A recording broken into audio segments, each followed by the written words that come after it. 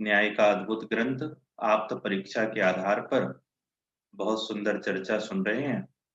आज पुनः हम सभी आप्त परीक्षा के माध्यम से भाई साहब का लाभ लेंगे।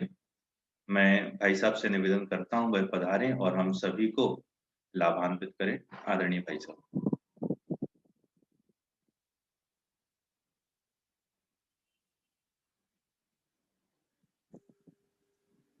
प्रबुद्धाशेष तत्वार्थ बोध दीधिति मालिने नमः श्रीजिन चंद्राय मोहध्वांत प्रभेदिने।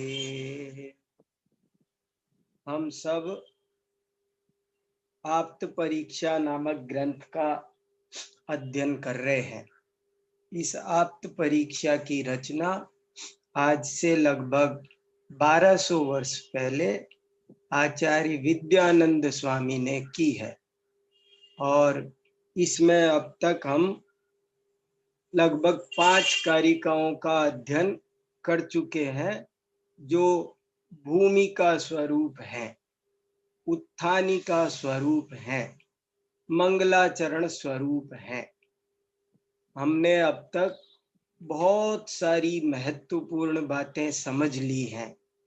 उनको याद रखना आवश्यक है, तभी आगे का विषय अच्छी तरह समझ में आएगा। आप्त किसे कहते हैं, परीक्षा किसे कहते हैं,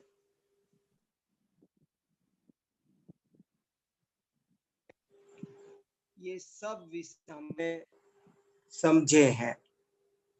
आप्त परीक्षा की क्या विषय वस्तु है, उसमें कितने प्रकरण हैं, उसकी टीका किसने कैसे लिखी है, उसके ग्रंथकार कौन है, ग्रंथ और ग्रंथकार का परिचय कैसे लिखते हैं, ये सब बातें भी हमने समझी हैं।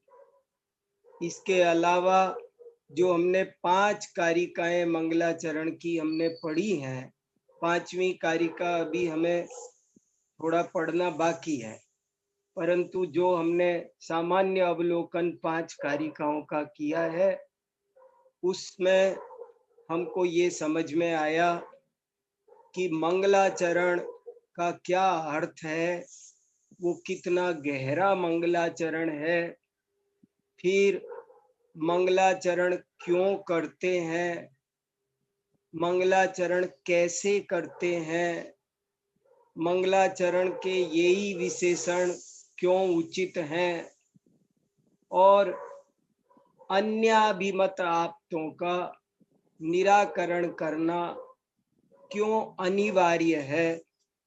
ये 5 बातें 5 कारिकाओं में कही गई है। 5 बिंदु है, 5 कारिकाएं हैं। सभी विद्यार्थियों को ये याद रहना चाहिए कि आप्त परीक्षा की 5 कारिकाएं उत्थानी का स्वरूप हैं और उन 5 कारिकाओं का क्या प्रतिपाद्य है। पहली कारिका मंगलाचरण, दूसरी कारिका मंगलाचरण क्यों करते हैं, तीसरी कारिका मंगलाचरण कैसे करते हैं, चौथी कारिका मंगलाचरण ऐसे ही क्यों करते हैं, अन्य किसी विधि से क्यों नहीं करते हैं, और कारिका नंबर 5 की ऐसा मंगलाचरण करने से स्वमत की स्थापना और परमत का निराकरण कैसे होता है।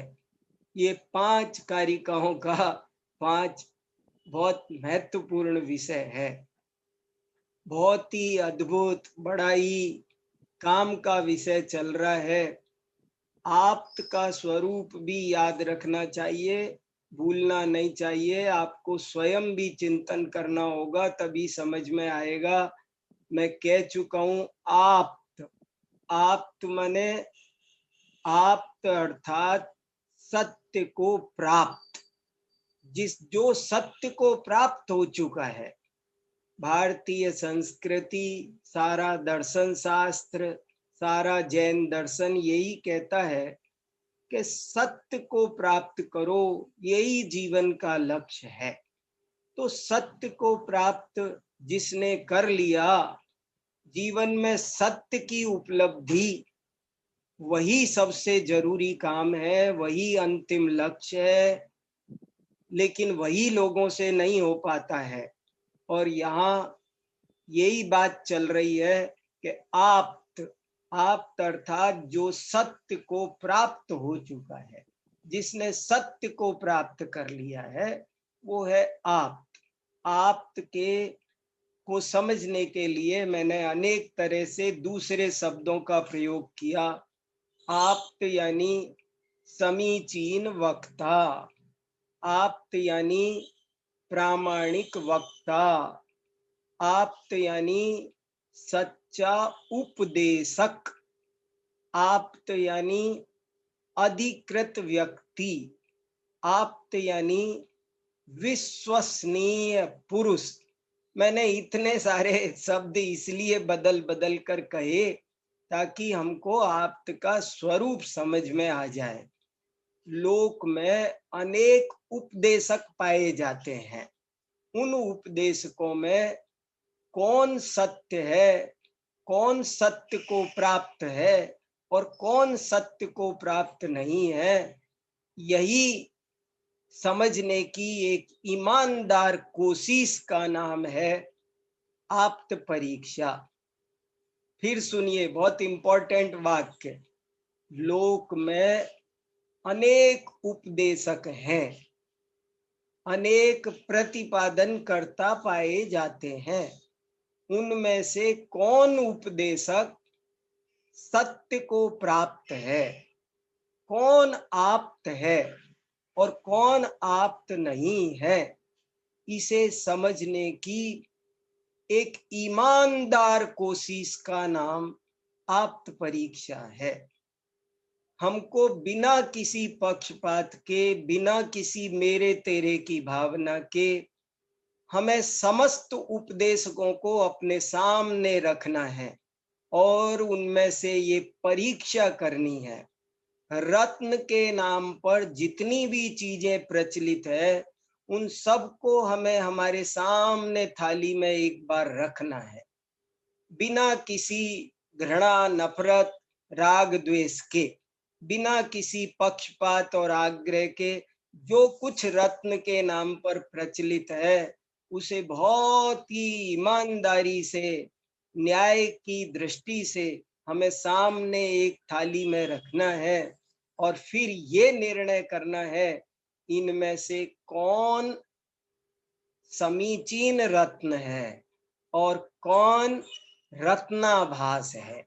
और क्यों, ऐसा क्यों कि ये रत्न है और शेष रत्नाभास है। ऐसे ही लोक में अनेक उपदेशक हैं और सभी स्वयं को आप्त कहते हैं। उनके सबके वैसे ही अनुयायी पाए जाते हैं, उन सबका वैसे ही संप्रदाय पाया। सबके पास अनुयायी हैं, सबके पास ग्रंथ है, सबका ही वैसा ही कुछ बाह्य स्वरूप है। तो निर्णय कैसे करे? कोई एक ईमानदार साधक ये निर्णय करना चाहता है एकदम ईमानदारी से कि इनमें से आप्त कौन है और कौन आप्त नहीं है। ये बहुत ही अद्भुत गजब का विषय है और बहुत जटिल समस्या है। देखा जाए तो जीवन की ये जटिल समस्या है कि कौन आप्त है और कौन।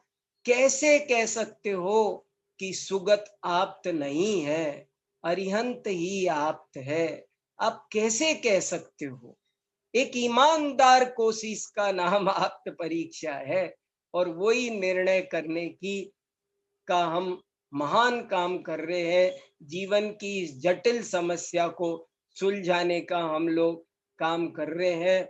बहुत ही महत्वपूर्ण, बहुत ही प्यारा विषय हमारा चल रहा है और हम बहुत सारी बातें कर सकते हैं। आप सब पुराना सब विषय याद रखते चलेंगे तो हमें जल्दी बढ़ने में सुविधा रहेगी। अब मैं एक बार 5वीं कारिका फिर आपके सामने प्रस्तुत करता हूँ। 5वीं कारिका का हम अध्ययन करते हैं। 4 कारिकाओं का हमने अध्ययन कर लिया है। 5वीं कारिका का संक्षेप में किया था। अब मैं जरा सा उसको खुलासा करके आगे 6ठी कारिका में बढ़ेंगे। अन्य योग व्यवच्छेदान निश्चिते ही महात्मनि तस्योपदेश सामर्थ्याद अनुष्ठानम प्रतिष्ठितम। देखो 5वीं कारिका अन्य योग व्यवच्छेदात, ये व्यवच्छेदान लिखा है ना, ये आगे न होने के कारण तय का न हो गया। वास्तव में शब्द था अन्य योग व्यवच्छेदात, 5वीं विभक्ति है। अन्य का निराकरण करने के द्वारा, करने से, अन्य योग व्यवच्छेदात, हेतु अर्थे 5वीं, हेतु अर्थ में यहाँ 5वीं विभक्ति का प्रयोग है। व्यवच्छेद माने निराकरण। अन्य में आप तत्व का योग न चला जाए, इसका व्यवच्छेद करने के लिए आप्त का योग, आप्त की परिभाषा अन्य में न जुड़ जाए, इसलिए उसका निराकरण करने के लिए, उसके निराकरण के द्वारा ही, निराकरण से ही, और निश्चिते ही महात्मनि, महात्मनि 7/1, किसी एक महान आत्मा में, संकेत है अरहंत का। पर अपन अभी कोई बात मत करो, निष्पक्ष ही रहने दो। जो अन्य योग व्यवच्छेदात, अन्य माने जो आप्त नहीं है, उनमें आप तत्व का निराकरण करके, और जो आप्त है उस महात्मा में आप तत्व का निश्चय करने पर ही अनुष्ठानम प्रतिष्ठितम, अनुष्ठान सिद्ध होता है, प्रतिष्ठित होता है। देखो, जिसे मैं अभी कह रहा था कि ये जीवन की एक जटिल समस्या है, जीवन का एक बहुत बड़ा कार्य है, उसी को यहाँ पर विद्यानंद स्वामी ने भी महसूस किया, और वो कह रहे हैं ये एक बहुत बड़ा अनुष्ठान है। हम लोग अनुष्ठान बिठाते हैं ना, हमारा पंच कल्याणक का अनुष्ठान है, हमने शांति पाठ बिठाया है, हमने भक्तामर का अखंड पाठ बिठाया है, तो ये निर्विघ्न संपन्न हो जाए, ये अनुष्ठान है। तो यहाँ पर भी आचार्य विद्यानंद स्वामी कह रहे हैं कि मैं आप्त परीक्षा का एक अनुष्ठान करने बैठा हूं। कभी आपने पूजा पाठ को अनुष्ठान सुना होगा, आज तत्व निर्णय को, तत्व परीक्षा को जीवन का अनुष्ठान कहा जा रहा है कि ये अनुष्ठान तब प्रतिष्ठित होगा, जैसे मंदिर की प्रतिष्ठा होती है, मानो वो कह रहे हैं हमारे अनुष्ठान की प्रतिष्ठा है। अरे इतना उत्साह होना चाहिए, जैसे मंदिर की प्रतिष्ठा होती है तो हम कैसे उत्साहित रहते हैं, ऐसे ही हमारे जीवन का ये एक अनुष्ठान है। क्या अनुष्ठान है? कि अन्य योग का व्यवच्छेद हो जाए, और जो आप्त है उसमें आप तत्व का निश्चय हो जाए, ये हमारा अनुष्ठान है। अन्य योग व्यवच्छेदात निश्चिते ही महात्मनि तस्योपदेश सामर्थ्यात। अब ये तीसरा चरण उत्तर है, तीसरा चरण उत्तर है। तस्योपदेश सामर्थ्यात, ये उत्तर है। बाकी सारा एक समस्या है। समस्या क्या है? अन्य योग व्यवच्छेद हो जाए, और महात्मा में जो आप है उसमें आप तत्व का निश्चय हो जाए। देखो डबल काम है, और ये बहुत जरूरी काम है। और मैं ये बात की ओर आपको पिछली कक्षा में संकेत किया कि आजकल अनेक लोग लचर पचर वाले, समन्वयवादी और सुरक्षित, या थोड़े, क्या कहूं, थोड़े भयभीत, या अमुक सामाजिक सौहार्द खराब न हो जाए, इस तरह की बातें करके ऐसे कहने वाले बहुत मिलते हैं कि आप अपनी बात कहो, आप दूसरे का निराकरण मत करो। लेकिन यहाँ पर विद्यानंद स्वामी कितना अच्छा बता रहे हैं कि भैया हम किसी से द्वेष नहीं करेंगे, लेकिन समीक्षा तो करनी पड़ेगी, उसके बिना तत्व निर्णय नहीं होगा। गलत को गलत कहना जरूरी है। दोष को दोष बिन जाने ते दोष गुणन को कैसे तजिए गई है। हमको दोषों को भी बताना जरूरी है, हमें गलत को गलत कहना भी उतना ही जरूरी है जितना हमें सही को सही कहना जरूरी है। ये बहुत गजब की बात है। और मैं सारे प्रतिभाशाली विद्यार्थियों से बहुत इस विषय पर गहराई से चिंतन करने का आग्रह कर रहा हूं। हमें तरीका कहने का ना आता हो तो हम तरीका सुधारें, लेकिन हम कहेंगे नहीं, ऐसा तो बहुत गलती हो जाएगी। सभी शास्त्रों में जब पंडित टोडरमल जी मोक्ष मार्ग प्रकाशक लिखते हैं तो पहले पहले अन्य का निराकरण, अन्य के निराकरण पूर्वक ही सत्य की स्थापना होती है। और मैंने आपको कई दफे कई बातें पिछली कक्षा में उदाहरण दिया कि जैसे कोई मेरे से ये पूछे कि इस समय अमेरिका में दिन है या रात, और मैं बोलूं कि दिन है। फिर वो मेरे से दूसरा प्रश्न पूछे, क्या वहां रात नहीं है? तो मैं बोलूं कि वो मुझे नहीं पता है, उस बारे में मैं कुछ नहीं बोलूं। तो ये मेरा उत्तर बड़ा लचर पचर माना जाएगा। मेरा उत्तर जो मैंने दिया है वो उसे दृढ़ता प्रदान करने के लिए, उसे स्पष्टता प्रदान करने के लिए, उसे प्रामाणिक बनाने के लिए आपको दोनों उत्तर देना पड़ेगा, अस्ति से भी नास्ति से भी। हाँ, वहां इस समय रात्रि है, दिन नहीं है, तब हुआ मजबूत उत्तर। स्वद्रव्य क्षेत्र काल भाव की अपेक्षा अस्ति बताना जितना आवश्यक है, परद्रव्य क्षेत्र काल भाव की अपेक्षा नास्ति बताना भी उतना ही आवश्यक है। यदि भाव एकांत माना जाएगा तो वस्तु की सिद्धि नहीं होगी, यदि अभाव एकांत माना जाएगा तो भी वस्तु की सिद्धि नहीं होगी। तो ये गजब का अनुष्ठान है, गजब का अनुष्ठान है, बहुत गहरी और बहुत सुंदर और बहुत चिंतन करने लायक। अन्य देव, कोई कहे आप अपने देव का स्वरूप बताओ ना, आप अरिहंत देव का स्वरूप बताओ, आप कुदेवों का स्वरूप क्यों बताते हैं? लेकिन बताना अनिवार्य है, गजब बात है ये।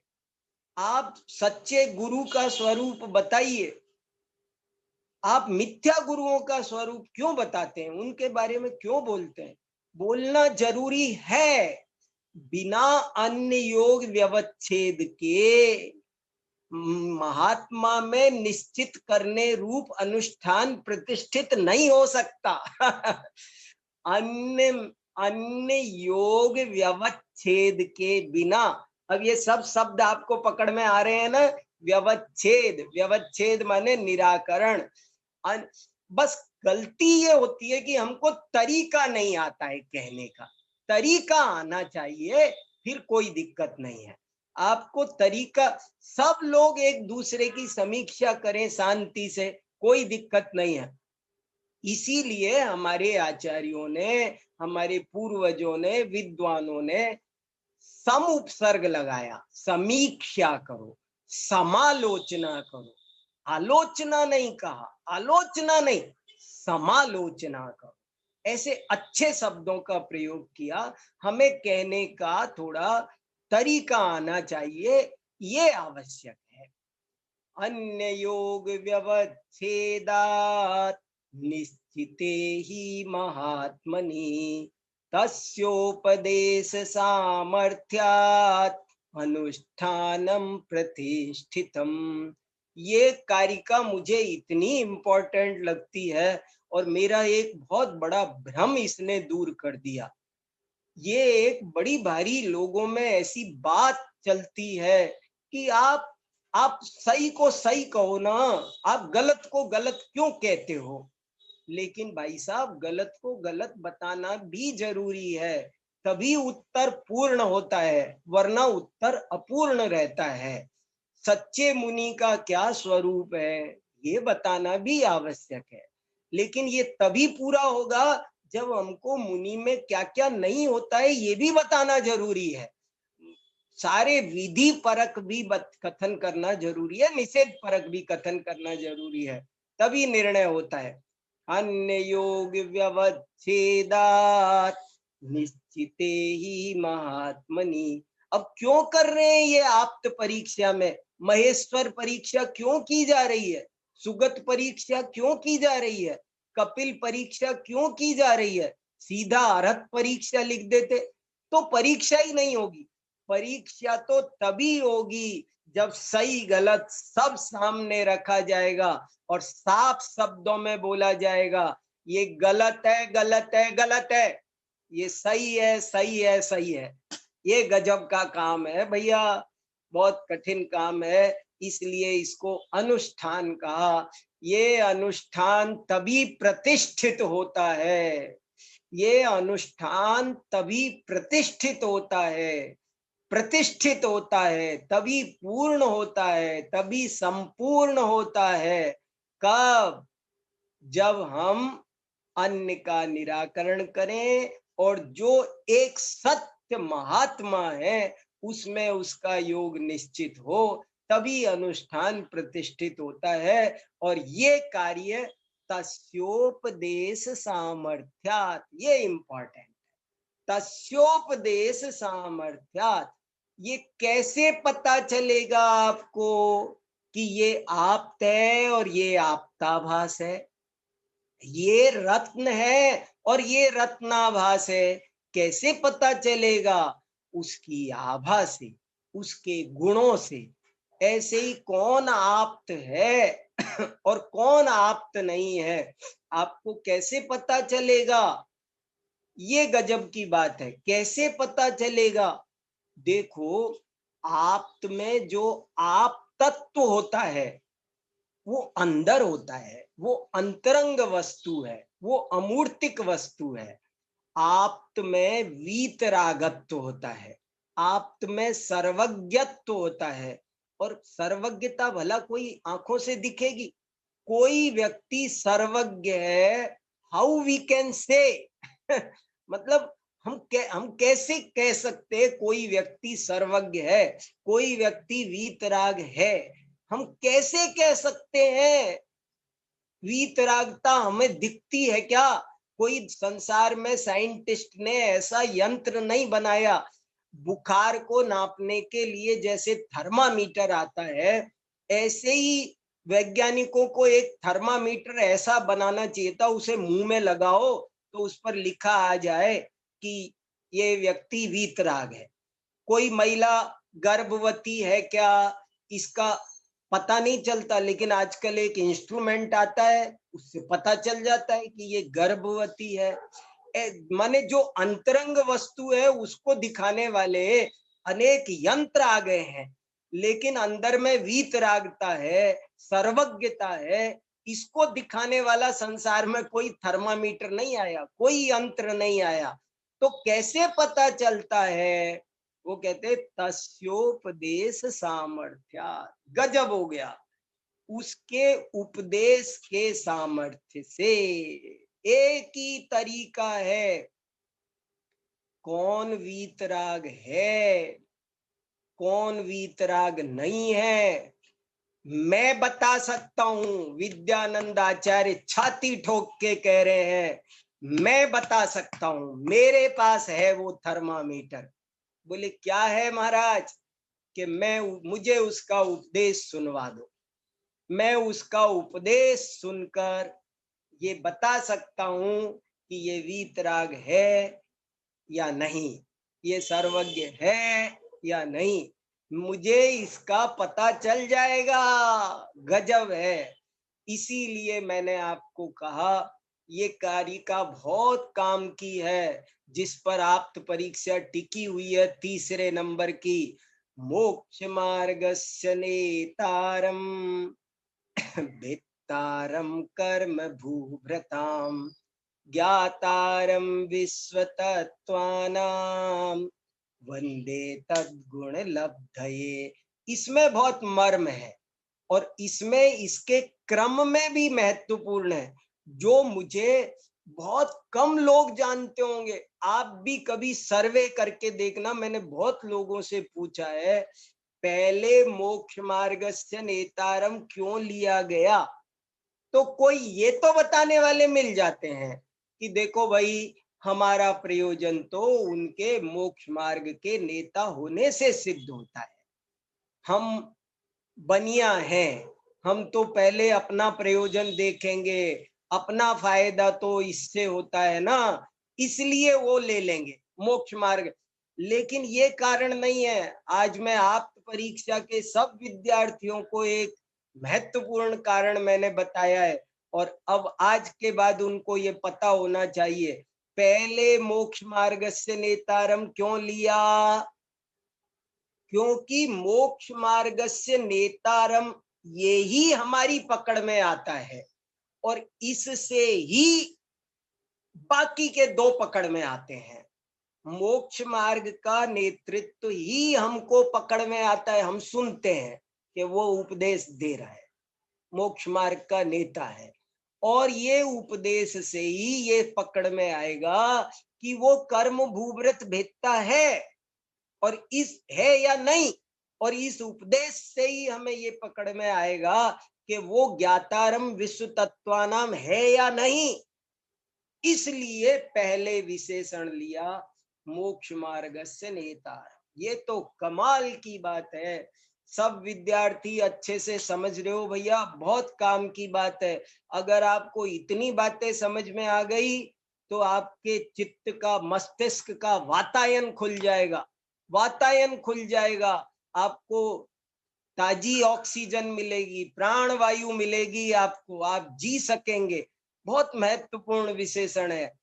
तो मोक्ष मार्ग का नेता होना जरूरी है। तस्योपदेश सामर्थ्या अन्य योग व्यवच्छेदात् निश्चिते ही महात्मनि। तस्योपदेश सामर्थ्यात् अनुष्ठानम प्रतिष्ठितम। मुझे जो आनंद आ रहा है, मुझे जो भाव भाषण हो रहा है, वो मैं आपको व्यक्त नहीं कर सकता। आप स्वयं कोशिश करेंगे तो उसका कुछ अंश पा सकेंगे। अद्भुत है, बहुत अद्भुत है। पर अब आगे बढ़ते हैं। 5वीं कारिका पूर्ण हुई। अब कारिका नंबर 6। कारिका नंबर 6 से हमारा प्रकरण शुरू होता है ईश्वर परीक्षा। प्रकरण का नाम है ईश्वर परीक्षा। अब नया प्रकरण शुरू हो गया। पहला प्रकरण था मंगलाचरण। ये मंगलाचरण का प्रकरण पूरा हुआ। अब दूसरा प्रकरण शुरू हुआ, इसका नाम है ईश्वर परीक्षा। और ईश्वर परीक्षा का दूसरा नाम है महेश्वर परीक्षा। और यहाँ ईश्वर या महेश्वर का अर्थ रूढ़ अर्थ है, ये पारिभाषिक शब्द है। वैसे तो हर धर्म के भगवान को ईश्वर कह सकते हैं। हर धर्म के भगवान को हम, भगवान और ईश्वर को हम पर्यायवाची कह सकते हैं, लेकिन यहाँ पर्यायवाची नहीं है। यहाँ ईश्वर शब्द का अर्थ है, महेश्वर शब्द का अर्थ है नैयायिक और वैशेषिक मत का आप। जिसे नैयायिक और वैशेषिक लोग आप्त मानते हैं, उसका यहाँ विशेष रूढ़ नाम है, पारिभाषिक नाम है। माने एक तरह से कह सकते हैं कि ईश्वर को कोई नहीं मानता। जैन भी, सांख्य भी, योग भी, वेदांती भी। षट दर्शन मुख्य रूप से है ना, 3 अवैदिक दर्शन है, 6 वैदिक दर्शन है, उन सब के नाम परिचय वो सब मालूम होना चाहिए। 6 वैदिक दर्शन है, नैयायिक, वैशेषिक, सांख्य, योग, वेदांत और मीमांसा, ये 6 वैदिक दर्शन है। समान तंत्र है, इनके नाम याद रहने चाहिए। न्याय वैशेषिक, 2 दर्शन ये है, और इनको साथ साथ बोला जाता है क्योंकि ये समान तंत्र है। समान तंत्र का मतलब होता है जिनकी विचारधारा करीब करीब समान है। तो 2 है पर थोड़ा समानता इनमें है, इसलिए नैयायिक। सांख्य योग दर्शन ये दूसरा जोड़ा है, और वेदांत और मीमांसा ये तीसरा जोड़ा है। तो 6 तो ये वैदिक दर्शन है। 3 अवैदिक दर्शन है, जैन, बौद्ध और चारवाक, ये 9 दर्शन है। ये पता होना चाहिए, 9 दर्शन की प्राइमरी नॉलेज सबको पता होना चाहिए। मैंने एक पूरा का पूरा चार्ट बनाया है, आपको ग्रुप पर शेयर कर दूंगा मैं। 6 दर्शनों को, 9 दर्शनों का कौन उनके प्रवर्तक है, क्या उनकी मान्यताएं हैं, ये सब आपको जरूर बेसिक बातें पता होनी चाहिए, तब समझ में आएगी। तो ये जो ईश्वर परीक्षा हम करेंगे, ये कौन मानता है? सिर्फ नैयायिक वैशेषिक, अन्य कोई नहीं मानता। सांख्य योग वेदांती मीमांसा चारवाक बौद्ध जैन नहीं मानते हैं। तो यहाँ ईश्वर का मतलब ये समझना। और ईश्वर की परीक्षा अब प्रारंभ, परीक्षा माने उसके आप तत्व की परीक्षा, ईश्वर आप्त है या नहीं, ये परीक्षा हो रही है। चलिए कारिका नंबर 6 पढ़ता हूं। तत्रा सिद्धम मुनीन्द्रस्य भेतृत्वं कर्म भूभृताम ये वदन्ति विपर्यासात् तान् प्रत्येवं प्रचक्ष्महे। तत्र तत्रा सिद्धम, तत्र माने वहां, इस प्रकरण में असिद्धम नहीं है, मुनीन्द्रस्य, मुनीन्द्र के, मुनीन्द्र माने उनका ईश्वर, उसमें से हमारे ईश्वर के नहीं है। क्या नहीं है? भेतृत्वम कर्म भूभृताम, वो कह रहे हैं हमारे ईश्वर में एक गुण नहीं मिलता महाराज। वो कौन सा गुण? कर्म भूभृताम भेतृत्वम, आप्त में 3 गुण होने चाहिए, ये बात कही थी। मोक्ष मार्ग नेतृत्व, कर्म भूभृताम भेतृत्व और विश्व तत्वानाम ज्ञातृत्व। तो ये जो छठी कारिका है वो उनका पक्ष रख रही है, नैयायिकों का। वो कह रही है, वो कह रहे हैं कि हमारा जो ईश्वर है उसमें ये भेतृत्वम कर्म भूभृताम गुण असिद्ध है, वो सिद्ध नहीं होता है, वो नहीं पाया जाता है। ये वदंती, ऐसा जो कहते हैं, ऐसा जो कहते हैं, ये वदंती विपर्यासात, ये बात विपरीत है, ये बात गलत है। ऐसी विपरीत बात जो कहते हैं, तान प्रति, देखो ये जरा ध्यान देना, संस्कृत पकड़ना जरूरी है। क्या कहाँ संधि हो रही है, 3-4 शब्द मिल रहे हैं। विपर्यासात एक शब्द, दूसरा शब्द घुसा हुआ है, इसमें छुपा हुआ है तान, और तीसरा शब्द घुसा हुआ है प्रति, और चौथा शब्द बना है एवं। देखो 4 शब्द बैठे बिल्कुल एक, जैसे एक सीट पर घुस फुस के बैठ जाते हैं ना, एक की सीट पर 4 बैठ गए हैं। विपर्यासात एक शब्द, दूसरा शब्द है तान, तीसरा शब्द है प्रति, और एवं चौथा शब्द। ऐसा जो विपरीत कहते हैं, ये वदंती विपर्यासात, ऐसा जो विपरीत कहते हैं, तान प्रति, तान प्रति, तान प्रति माने उनके प्रति।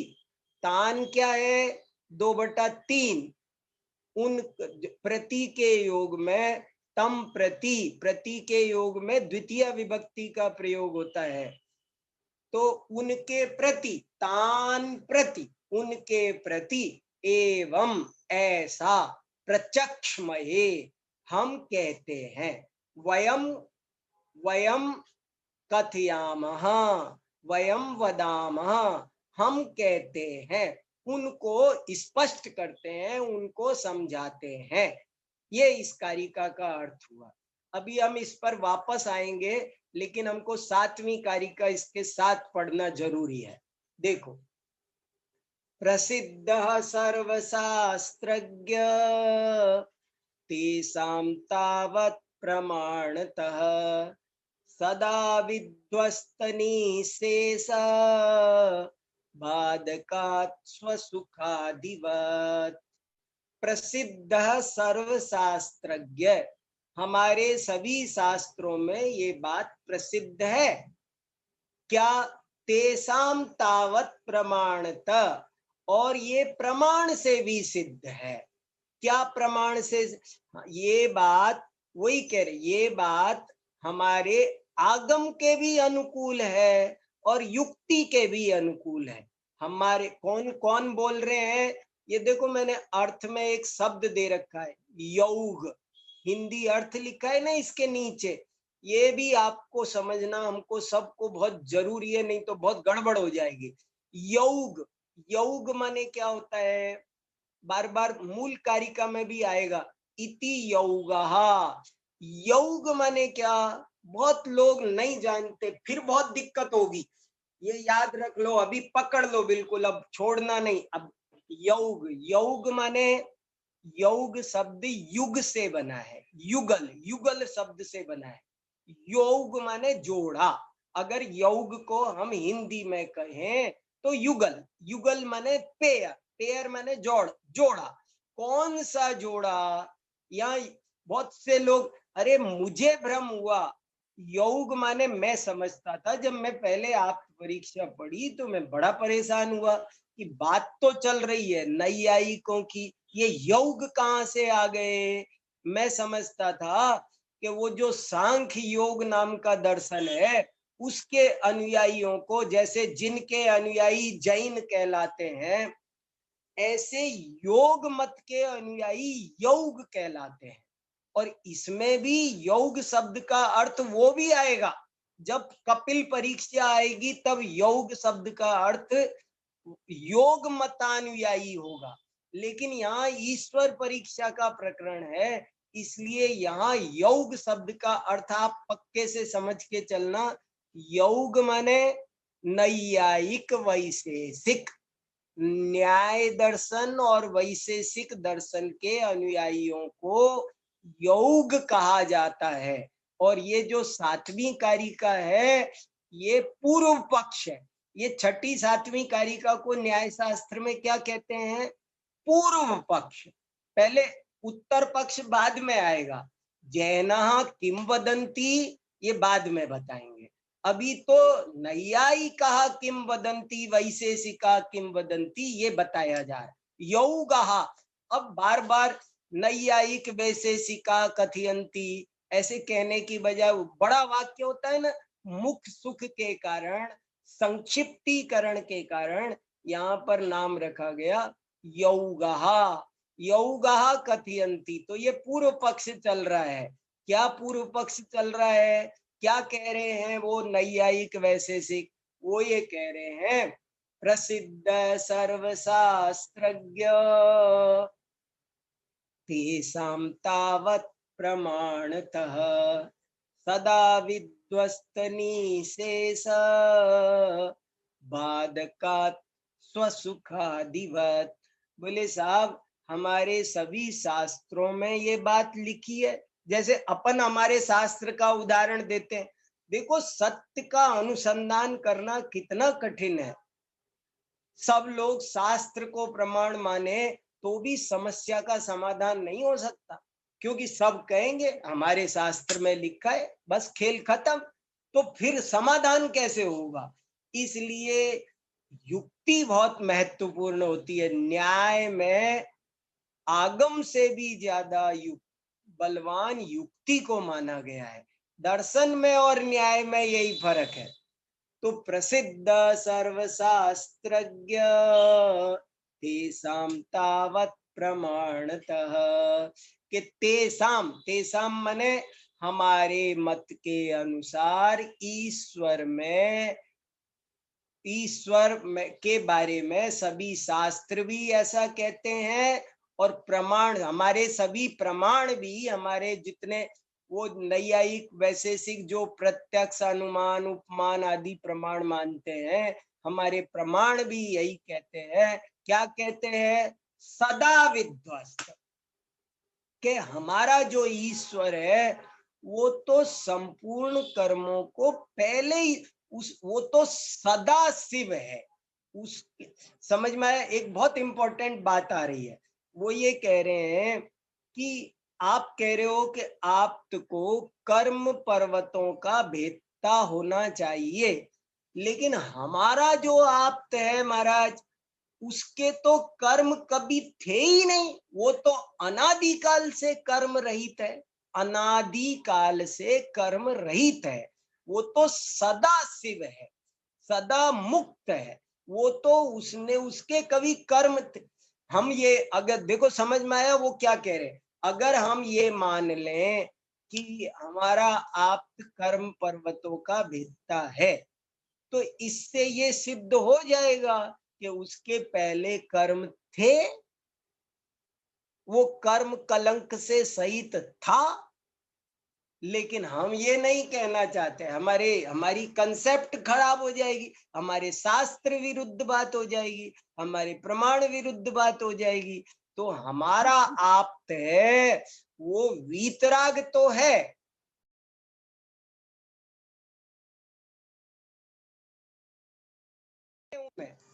वो हमारे आप्त में वीतरागता तो है, हमारे आप्त में सर्वज्ञता तो है, लेकिन हमारा आप्त कर्म पर्वतों का भेदता नहीं है। क्यों नहीं है? क्यों नहीं है? ये सब विद्यार्थियों को याद रखना है। क्यों नहीं है? क्योंकि वो तो अनादिकाल से ही कर्म रहित है, उसके कर्म थे ही नहीं। हो तो नष्ट करे, जब थे ही नहीं तो नष्ट कहां से करेगा? इसलिए ये गजब की बात इन्होंने कही है। प्रसिद्ध सर्वशास्त्रज्ञ तेषां तावत् प्रमाणतः सदा विध्वस्तनिशेष बाधकात् स्वसुखादिवत्, के हमारे आप्त में, हमारे ईश्वर में, हमारे महेश्वर में विश्व तत्व ज्ञातृत्व है, वीतरागत्व है, लेकिन कर्म भूभृताम भेतृत्व नहीं है। क्योंकि ये बात हमारे शास्त्रों के विरुद्ध है, प्रमाण के विरुद्ध है। और वो जैसे सुखों का भंडार है, ऐसे ही कर्म रहित है, इसमें कोई बाधक प्रमाण मौजूद नहीं है। ये बात एकदम स्पष्ट है। और अभी एक बार 8वीं कारिका और चलते हैं, एक बार पूर्व पक्ष हो जाए तब हमको बात क्लियर आएगी। हम वापस आएंगे, पर अभी एक बार 8वीं कारिका पढ़ना जरूरी है। कारिका नंबर 8। ज्ञातायो विश्व तत्वानां सभेत्ता कर्म भूभृताम भवत्येवान्यथा तस्य विश्व तत्वज्ञता कुतः। ये सब अनुष्टुप छंद हैं। अनुष्टुप छंद का लक्षण स्वरूप भी सबको पता रहे तो और अच्छा है। ये श्लोक है, श्लोक को प्रमाण माना जाता है, प्रमाण श्लोक बोलते हैं। प्राचीन काल में किसी ग्रंथ का प्रमाण इसी से नापा जाता था। बोला जाता था ना, ये 2 लाख श्लोक प्रमाण है, ये 8,000 श्लोक प्रमाण है, पद्म पुराण 8,000 श्लोक प्रमाण है। क्या मतलब हुआ? कि उसमें 32 इंटू 8,000 अक्षर हैं, ये अक्षर गिनते हैं। तो यहाँ पर ये अनुष्टुप है, श्लोक है ये।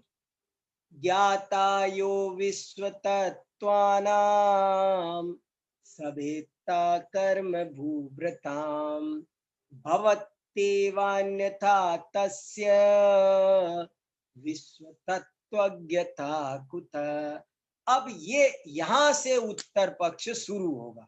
ये अब उत्तर पक्ष प्रारंभ होता है जो जैन कह रहे हैं। उसका पूर्व पक्ष क्या था? हमारा आप्त, हमारा ईश्वर कर्म भूभृताम भेदता नहीं है। तो जैन क्या कह रहे हैं कि सुनो, यदि तुम्हारा आप्त कर्म भूभृताम भेदता नहीं है तो वो विश्व तत्व का ज्ञाता भी नहीं हो सकता। ये लाइन अंडरलाइन करने लायक है, फिर सुनो, बहुत इंपॉर्टेंट लाइन। क्या बोला मैंने? जैन क्या तर्क दे रहे? एक जबरदस्त टंकोत्कीर्ण करने लायक है, अकाट्य तर्क है कि यदि तुम्हारा महेश्वर कर्म भूभृताम भेदता नहीं है तो वो विश्व तत्व का ज्ञाता भी नहीं हो सकता। एक कमाल की है। क्या छोटी छोटी पंक्तियों में भंडार भर दिया। न्याय शास्त्र का यही तो कमाल है, संक्षेप में बड़ी बात कह देते हैं। न्याय शास्त्र की ये बहुत बड़ी विशेषता है कि वो संक्षेप में बड़ी बात कह दे। अब देखो, कभी कोई यही एक लाइन समझ ले, अरिहंत ही यथार्थवादी हैं, अन्य नहीं। इतनी सी पंक्ति के लिए आप्त परीक्षा, आप्त मीमांसा, सैकड़ों ग्रंथ लिखे हैं और सैकड़ों ग्रंथों का एक ही सार है, अरहंत ही यथार्थवादी हैं। इसको सिद्ध करने के लिए इतना सब कहा है। बहुत गजब की बात कही। देखो क्या कहा 8वीं कारिका में, ज्ञाता यो विश्व तत्वानां सवेत्ता कर्म भूभृतां भवत्येवान्यथा तस्य विश्व तत्त्वज्ञता कुतः। ज्ञाता यो विश्व तत्वानां, यो माने क्या? अब ये अर्थ लगाना आना चाहिए, बहुत सरल है, कठिन ही नहीं है बिल्कुल। यो विश्व तत्वानाम ज्ञाता, जो विश्व तत्व का ज्ञाता है, से भेदता कर्म भूभृताम, वह कर्म भूभृताम भेदता भी भवती एव। अब देखो यहां भी जरा संधि विच्छेद करना सीखना जरूरी है। भवत्येव, भवत्येव, भवती, यहाँ भी 4 शब्द एक सीट पर बैठे हुए हैं। भवती, उनको अलग अलग बिठाओ तब समझ में आएगा, नहीं तो वो टिकट काटने वाला आता है ना, तो टिकट से बचने के लिए लोग छुप के बैठ जाते हैं एक दूसरे से। ऐसे ही मानो अक्षर छुप के बैठ गए हैं कि हमको कोई पकड़ ना ले, हमारा टिकट ना काट दे। सब एक सीट पर बैठ गए, इनको अलग अलग करो। भवती, फिर एव, फिर अन्यथा, ऐसे 3 टुकड़े करने पड़ेंगे। 3 शब्द, 3 लोग एक सीट पे बैठ गए। भवती, एव और अन्यथा।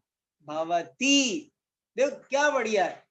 यो, अन्वय करो इसका, यो विश्व तत्वानाम ज्ञाता, ऐसे लगा, यो विश्व तत्वानाम ज्ञाता स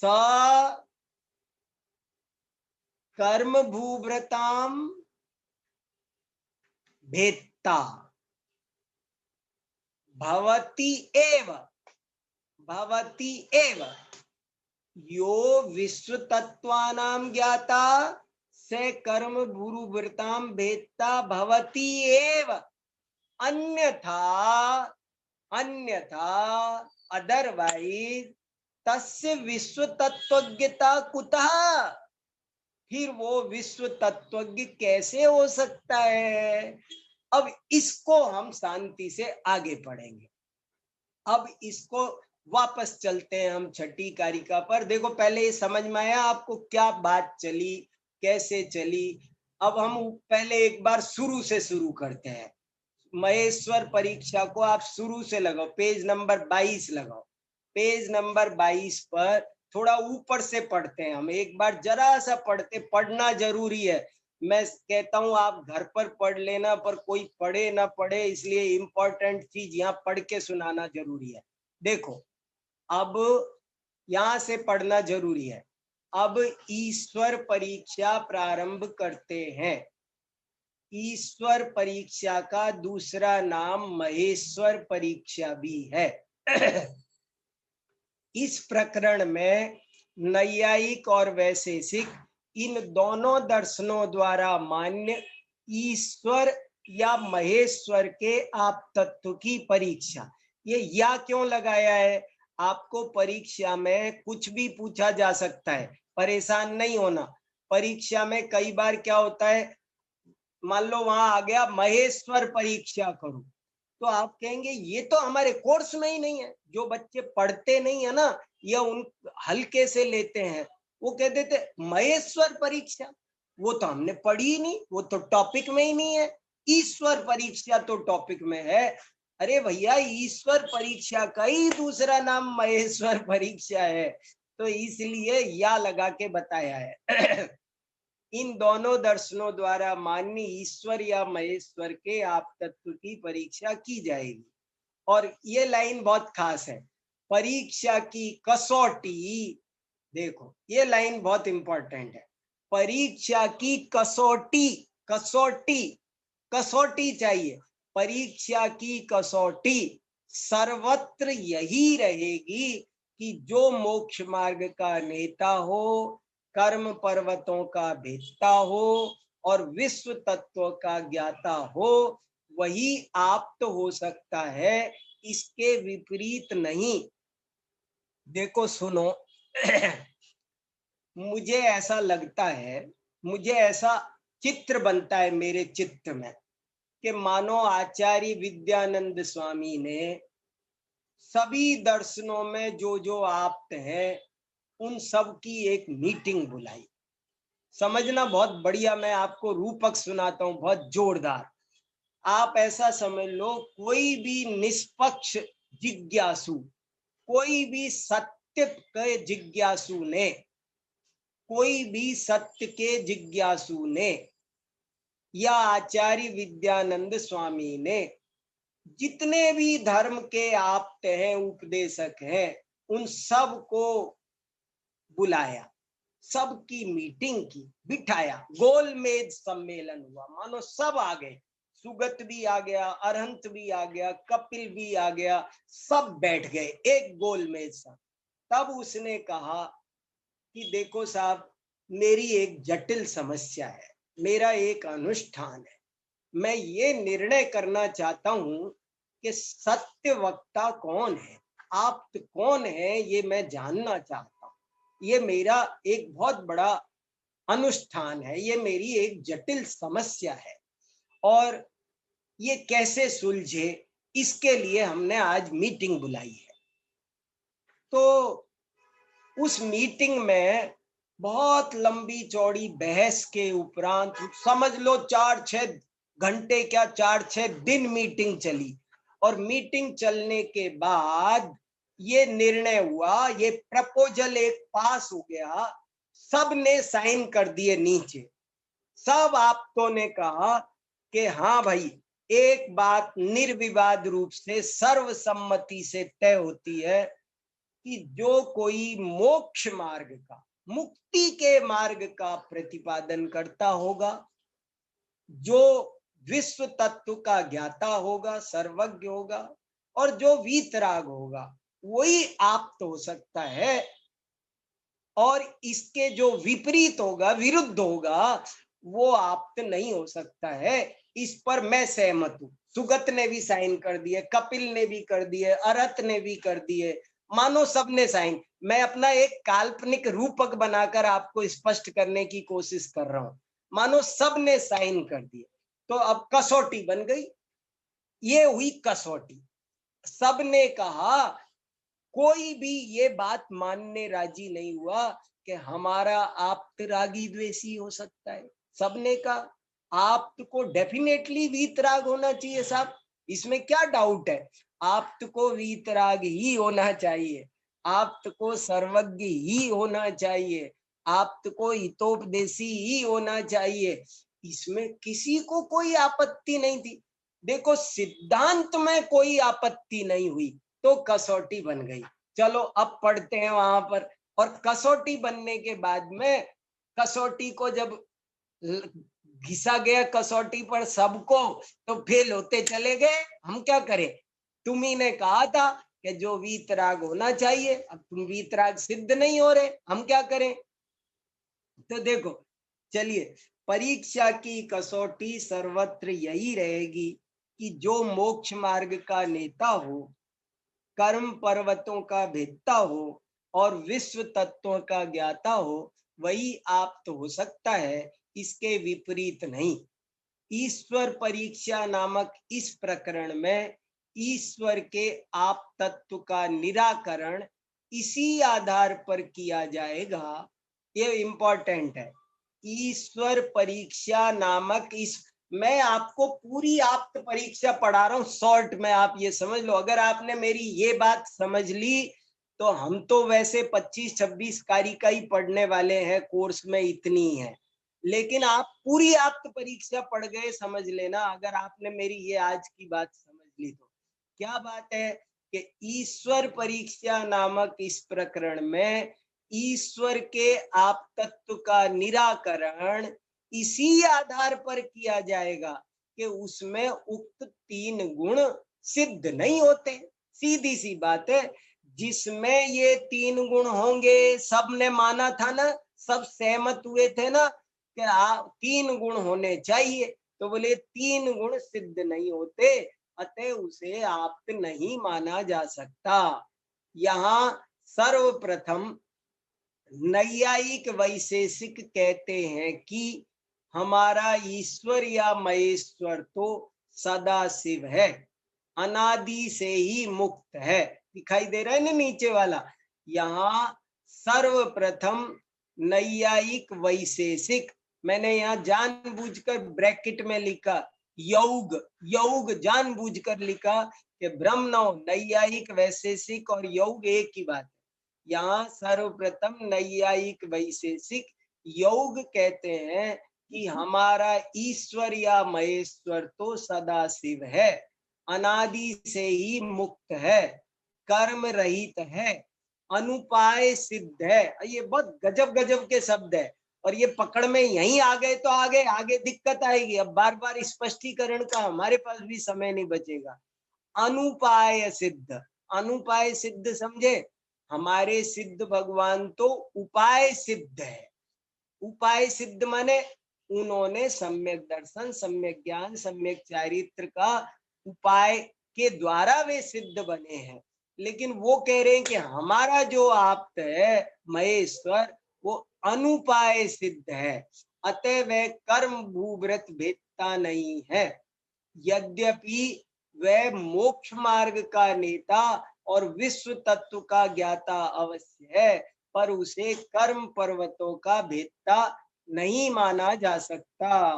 कितना गजब का लिखा। और फिर इसके बाद में उनका पक्ष प्रारंभ होता है नीचे से, और वो कारिका अब हम एक बार फिर से पढ़ते हैं। थोड़ा देखो आगे। तत्रा सिद्धम मुनीन्द्रस्य भेतृत्वं कर्म भूभृताम् ये वदन्ति विपर्यासात् तान् प्रत्येवं प्रचक्ष्महे, के उनमें से महेश्वर के कर्म भूभृताम भेतृत्व विशेषण असिद्ध है, ऐसा जो कहते हैं उनके प्रति हम ऐसा कहते हैं। कैसा, ऐसा कैसा, आगे। प्रसिद्ध सर्वशास्त्रज्ञ तेषां तावत् प्रमाणतः सदा विध्वस्त निःशेष बाधकात् स्वसुखादिवत्।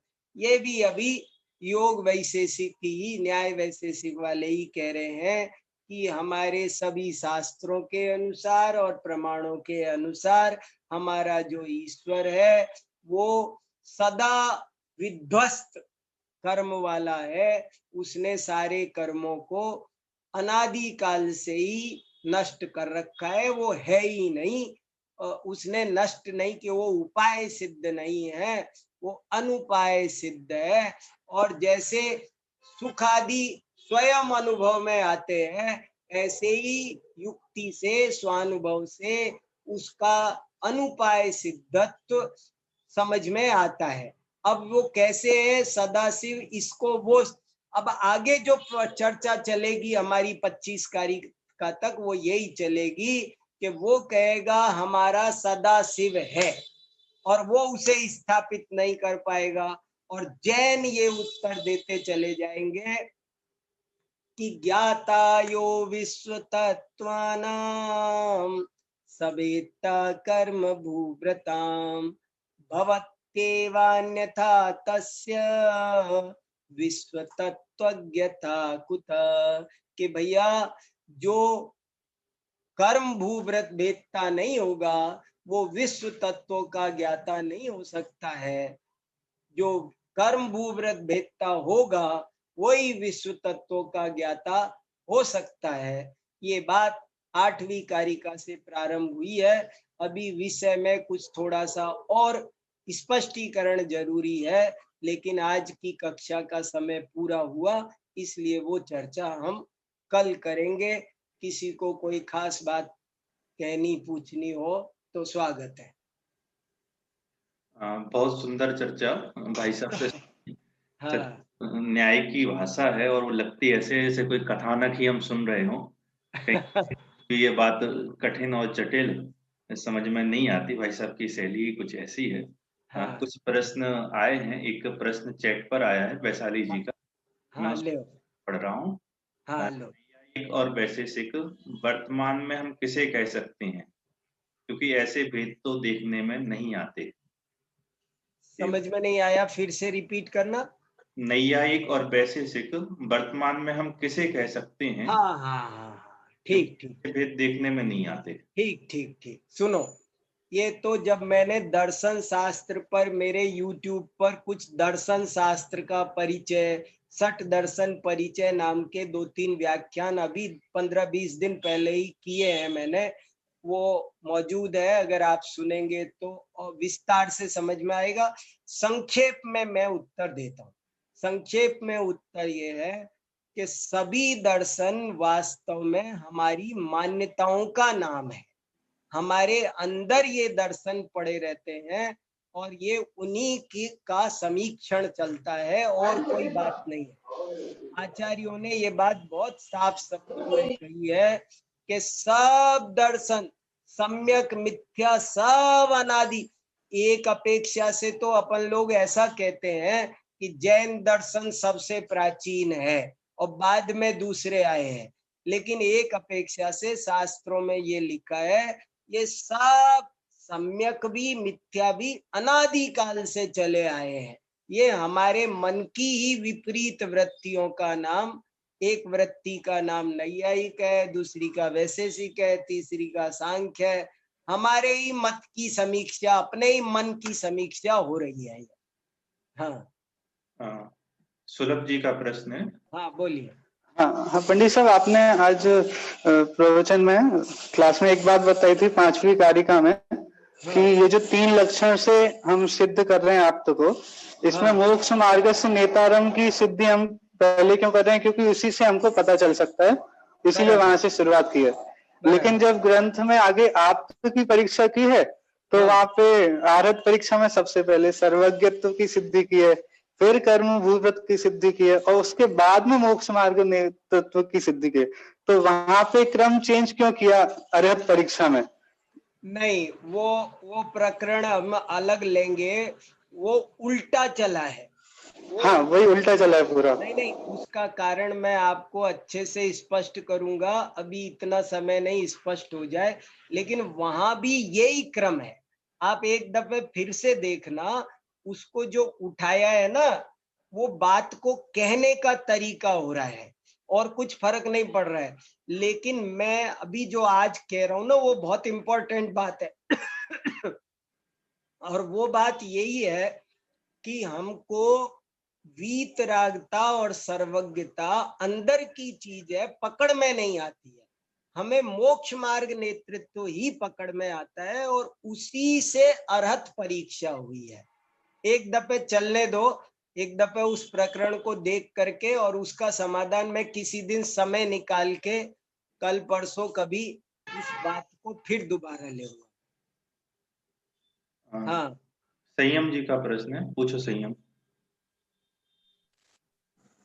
जब हम लोग कारिका को पढ़ते हैं तो तब वो याद नहीं होती वो कारिका, परंतु जब आप पढ़ते हो तो वो कारिका याद हो जाती है। इसका क्या कारण है, क्यों हो जाती है? शुद्ध पढ़ो, स्वर से पढ़ो, रस लेके पढ़ो, आनंद के साथ पढ़ो। मैं अपने जीवन का अनुभव बताता हूँ। जब ज्ञान में आनंद आने लग जाए तो समझ लेना ज्ञान बहुत तेजी से प्राप्त होने लगता है। जब तक ज्ञान में आनंद नहीं आता है, ज्ञान तनाव का कारण बना रहता है, बोझा बना रहता है, तब तक वैसा नहीं होता।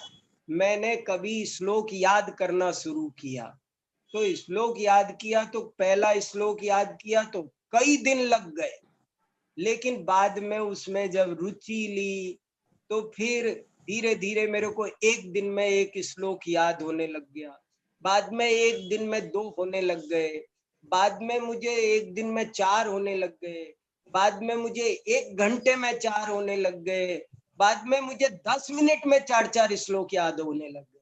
ये सब रस लेने का, शुद्ध पढ़ो, रस लेकर पढ़ो। सुलभ जी का एक और प्रश्न है।